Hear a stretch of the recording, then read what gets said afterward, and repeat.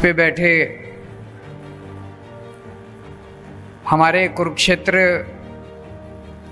Lok Sabha constituency के उम्मीदवार सुशील गुप्ता जी, अनुराग ढांडा जी, बलबीर सैनी जी और यहाँ पे कुरुक्षेत्र के कोने कोने से आए हुए मेरे सभी प्यारे बहनों, भाइयों, माताओं, बुजुर्गों, बच्चों, आप सबको मेरा नमस्कार, मेरी राम राम, सबको मेरा प्रणाम।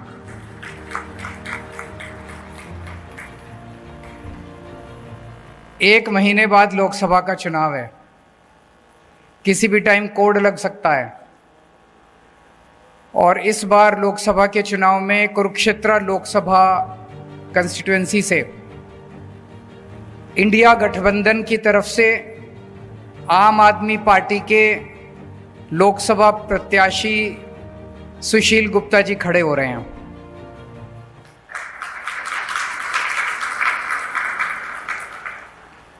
बहुत सारी पार्टियां आएंगी, बहुत बड़ी बड़ी बातें करेंगी। मेरे को बड़ी बड़ी लच्छेदार बातें करनी नहीं आती। मैं आपकी बात करूंगा, आपके परिवार की बात करूंगा, आपके बच्चों की बात करूंगा। अपनी सोचो, अपने घर की सोचो, देश की सोचो। बाकी इन पार्टियों के चक्कर में क्या पड़ा है? ये पार्टी और नेताओं ने तो लूट लिया 75 साल में देश को। तो एक महीने बाद चुनाव है। इस चुनाव में आपको अपना सांसद चुनना है। किसे वोट दें? पिछले 10 सालों से हरियाणा में 10 लोकसभा कंस्टिट्यूएंसी हैं। पिछले 10 सालों से आप 10 की 10 सीट बीजेपी के 10 लोकसभा एमपीज को दे रहे हो, 10 बीजेपी को जिता के भेज रहे हो। मैं आपसे पूछना चाहता हूं, इन 10 लोगों ने पिछले 10 साल में आपके लिए क्या करा? कोई एक काम करा हो तो मेरे को बता दो, मैं राजनीति छोड़ दूंगा। कोई एक काम इन 10 लोगों ने करा हो? कोई काम नहीं करा इन लोगों ने, 10 के 10 ने। ये आपके लोकसभा, आपके एमपी नहीं है, ये बीजेपी के एमपी हैं। ये आपके लिए काम नहीं करते, ये बीजेपी के गुलाम हैं।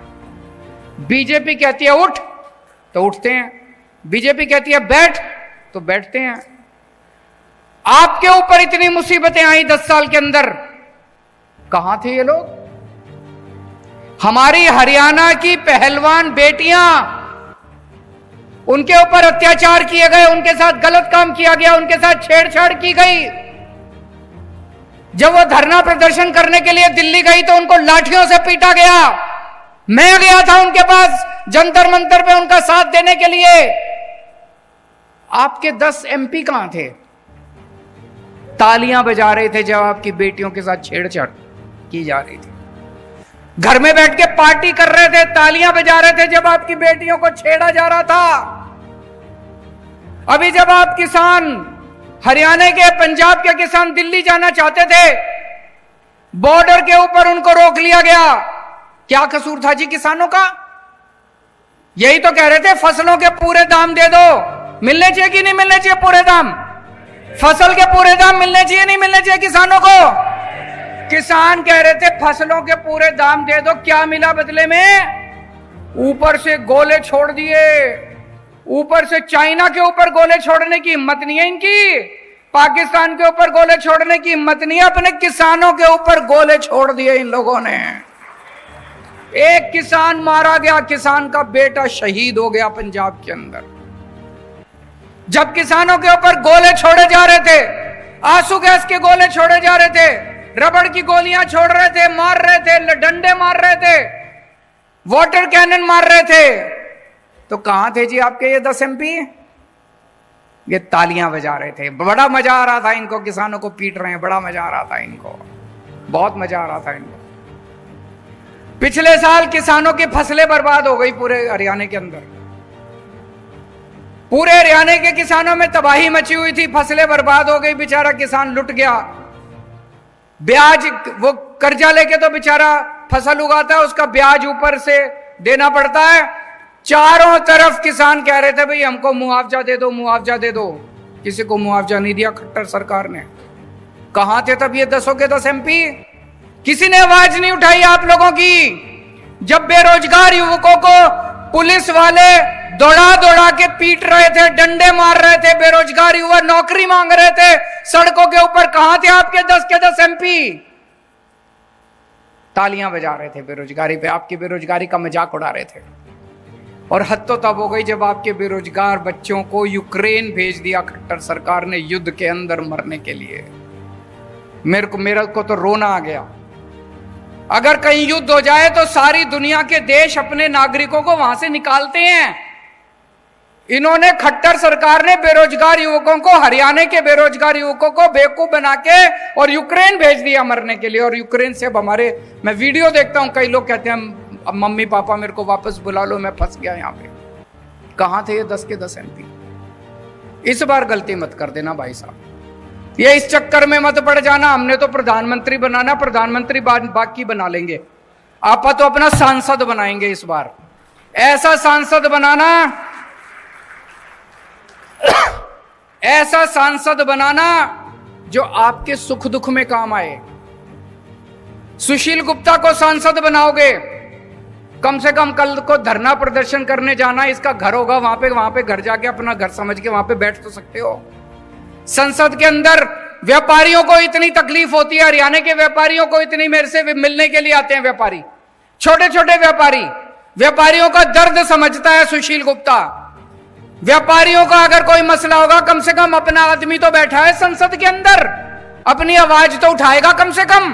उनका गुलाम तो नहीं है बीजेपी वालों का, उनकी तो रोटी तो नहीं खाता, आपकी आवाज उठाएगा। अपने आदमी को भेजो इस बार संसद के अंदर, ये प्रधानमंत्री बनाने के चक्कर में मत पड़ना। किसान है, किसानों की आवाज तो उठाएगा कम से कम खड़ा होके। उनकी हिम्मत नहीं है, बीजेपी के 10 की हिम्मत नहीं है किसानों की आवाज उठाने की, व्यापारियों की तरह। व्यापारियों को अपना आदमी चुन के भेजना है, किसानों को अपना आदमी चुन के भेजना है जो आपकी आवाज उठाएगा। ये सारे के सारे बीजेपी के हैं, ये कभी आपकी आवाज नहीं बन सकते। और आजकल तो ये बीजेपी वाले पूरे देश में घूम घूम के कह रहे हैं हमारी तो 370 आ रही है, हमारी तो 370 आ रही है, हमें तो तुम्हारी वोट चाहिए ही नहीं। खुलेआम कह रहे हैं हमें तो तुम्हारी वोट चाहिए ही नहीं, घर बैठो, हमारी तो 370 आ रही है हमारी। तो फिर क्यों दे रहे हो वोट?